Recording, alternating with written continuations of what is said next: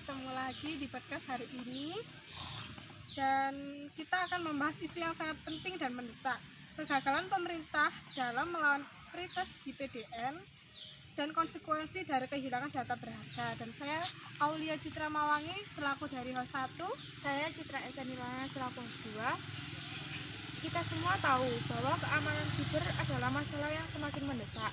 Tetapi peristiwa ini menunjukkan betapa rentannya sistem kita.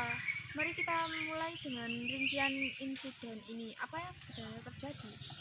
Jadi baru-baru ini sistem PDN pemerintah disusupi oleh prioritas dan mengakibatkan kehilangan data sensitif. Data tersebut mencakupi informasi pribadi warga negara dan dokumen penting. Hal ini mengundang banyak pertanyaan tentang kesiapan pemerintah dalam menghadapi serangan siber. Betul. Dan yang mengejutkan adalah reaksi pemerintah setelah insiden ini. Banyak yang merasa bahwa mereka tampak pasrah dan tidak memiliki rencana yang jelas untuk pemulihan. Apa pendapatmu tentang ini?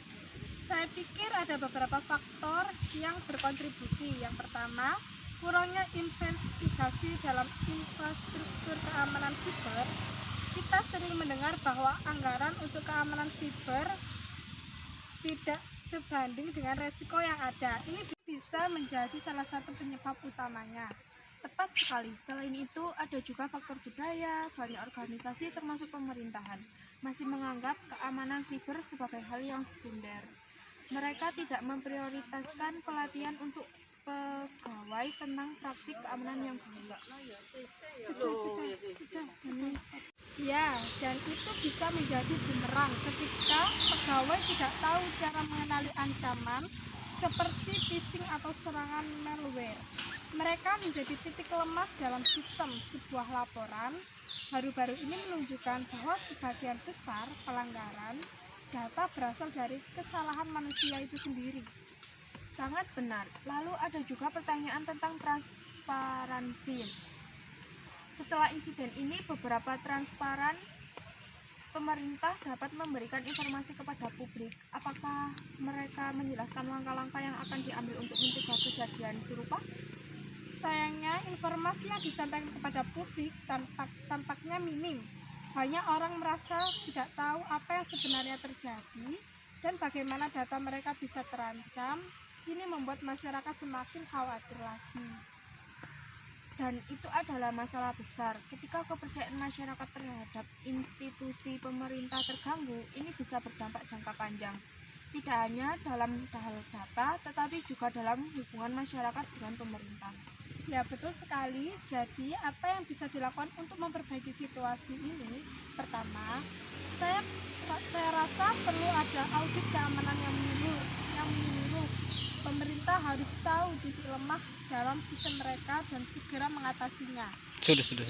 Setuju. Selain itu, ada kebutuhan mendesak untuk mengembangkan kebijakan keamanan siber yang lebih komprehensif.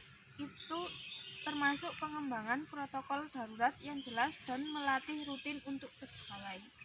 Tepat. Perlu ada kerjasama antara pemerintah dan sektor swasta juga. Banyak perusahaan teknologi memiliki solusi yang inovatif untuk masalah ini dan kolaborasi bisa membawa manfaat yang sangat besar. Betul sekali, kita juga tidak boleh melupakan pentingnya edukasi publik. Masyarakat harus tahu bagaimana melindungi data pribadi mereka dan apa yang harus dilakukan jika terjadi pelanggaran. Saya sangat setuju, ini bukan hanya tanggung jawab pemerintah, tetapi juga tanggung jawab kita sebagai individu. Menyadari dan memahami resiko adalah langkah awal yang sangat penting.